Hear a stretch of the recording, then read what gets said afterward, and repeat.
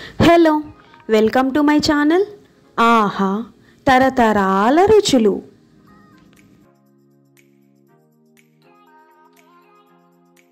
ఈ వీడియోలో టొమాటో పండు మిరపకాయ పచ్చడి ఎలా తయారు చేసుకోవాలో చూపించబోతున్నాను.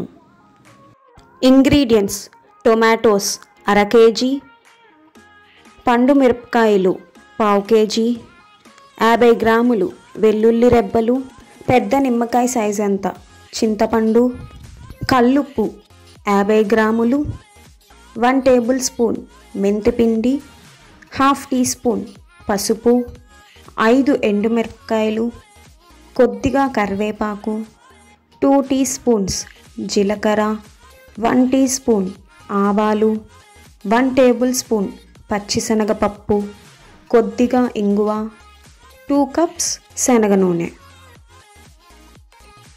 ముందుగా టొమాటోస్ని శుభ్రం చేసుకొని తడిపోయేలా క్లాత్తో తుడుచుకొని ఇలా ముక్కలుగా కట్ చేసుకోవాలి. ఇప్పుడు ఒక కడాయిలో 1/2 కప్ శనగ నూనెను పోసుకొని ఆయిల్ హీట్ అయిన తర్వాత 1 టీ స్పూన్ జీలకర్ర, ముందుగా కట్ చేసి పెట్టుకున్న టొమాటో ముక్కలు, పెద్ద నిమ్మకాయ సైజ్ అంతా చింతపండుని వేసుకొని కలుపుతూ వేయించుకోవాలి. జనరల్గా టొమాటోస్లో వాటర్ కంటెంట్ ఎక్కువగా ఉంటుంది కాబట్టి ఆ వాటర్ అంతా ఎవాపరేట్ అయ్యేంత వరకు లిడ్ పెట్టకుండా అడుగంటకుండా కలుపుతూ వేయించుకోవాలి. ఇందులోనే 50 గ్రాముల కల్లుప్పు, హాఫ్ టీ స్పూన్ పసుపును కూడా వేసుకొని వేయించుకోవాలి. కల్లుప్పు వాడటం మూలాన పచ్చడికి మంచి రుచి వస్తుంది. టొమాటోస్లోని వాటర్ మొత్తం ఎవాపరేట్ అయిపోయి ఇలా సాఫ్ట్గా అయిపోయింది. ఇప్పుడు దీన్ని ఒక ప్లేట్లోకి తీసుకొని చల్లార పెట్టుకోవాలి. పండు మిరపకాయలు కూడా శుభ్రం చేసుకొని తడి ఆరిన తర్వాత తొడియాలు తీసి ఇలా ముక్కలుగా కట్ చేసుకోవాలి.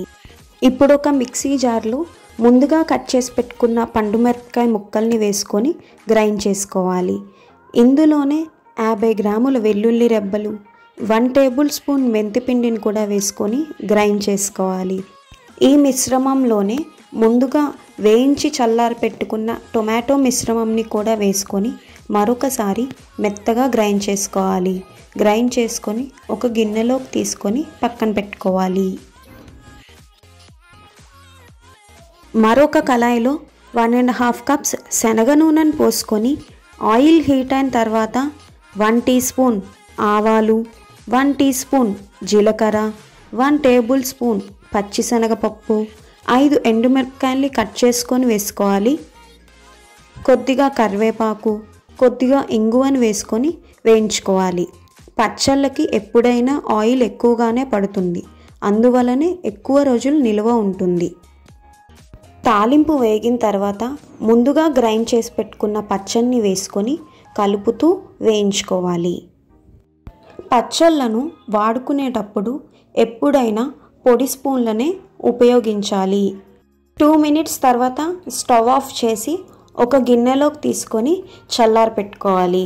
ఇలా చల్లారి పెట్టుకున్న పచ్చడిని ఎయిర్ టైట్ కంటైనర్లో పెట్టుకొని ఫ్రిడ్జ్లో స్టోర్ చేసుకుంటే ఎన్ని రోజులైనా పచ్చడి పాడవ్వదు. Thank you for watching. ఈ వీడియో కనుక మీకు నచ్చినట్లయితే please like, share and subscribe to my channel.